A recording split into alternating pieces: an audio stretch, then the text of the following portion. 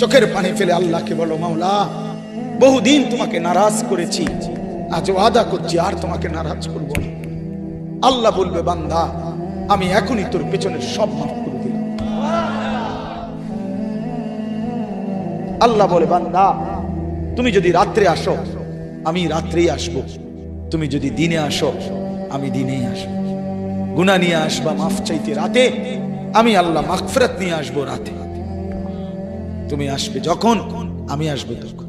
তুমি আসবা এক বিগত, আমি আসবো এক হাত। তুমি আসবা এক হাত, আমি আসবো দুই হাত।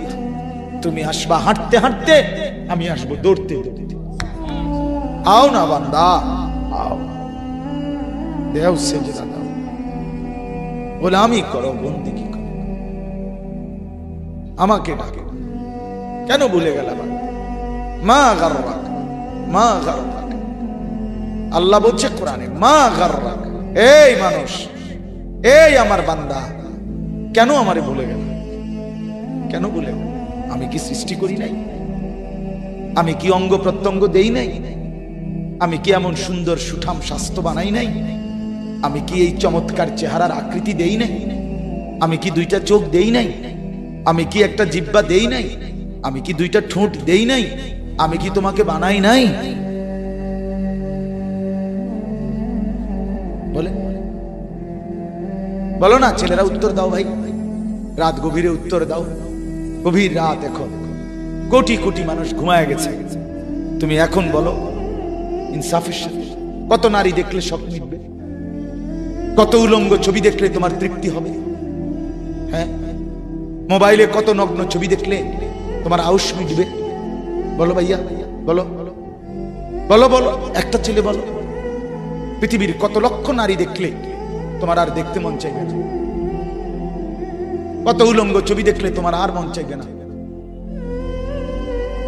যে মদখোর, যে নেশাখোর, সে তো আটলান্টিক মহাসাগরের ভরা মদ খেলেও তার তৃপ্তি হবে।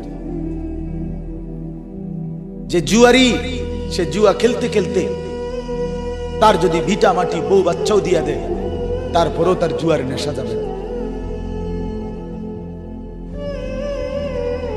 যে নারীতে আসক্ত, তার তৃপ্তি হয়। গুনাহ তৃপ্তি দেয় না, নাফরমানি তৃপ্তি দেয়। দুনিয়া একদমই অল্প, একদমই অল্প, একদমই অল্প, একদমই অল্প। আজকে যারা বৃদ্ধ মানুষ, আপনারা ভাবেন আপনি সেই ছোট্ট ছিলেন, আপনি কিশোর হলেন, তরুণ হলেন, যুবক হলেন, আজ অক্ষম দুর্বল বৃদ্ধ হলেন। আর কয়েকদিন, যে কোনো দিন আপনি কবরস্থান। আজকের যুবক ভাই, তুমি ভাবো, তুমি তো প্রথম দিন যুবক ছিলে না, এক ছোট্ট কোলের বাচ্চা ছিলে। আজ তুমি ধীরে ধীরে তোমার সেই শিশুকাল চলে গেল, কিশোর কাল চলে গেল, তরুণ কালও চলে গেল। তাহলে পিছনের এই সময় যেহেতু গেছে, তো ধরে নাও যৌবন কালও চলে যাবে। কোনো সন্দেহ, কোনো সন্দেহ। বন্ধু আমার, নষ্ট হইও না, নষ্ট হইও না।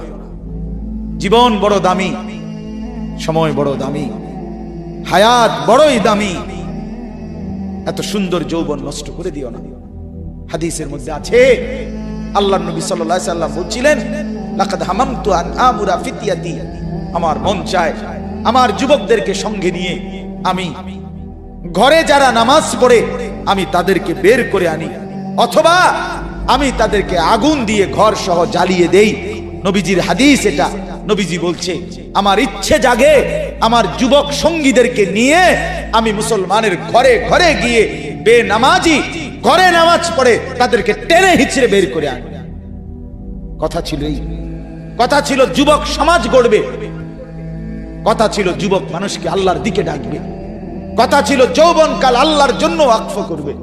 আজ দিয়া দিছে নারীর কাছে, জিনার ব্যভিচারের কাছে, মদ আর জুয়ার কাছে, মোবাইলের কাছে।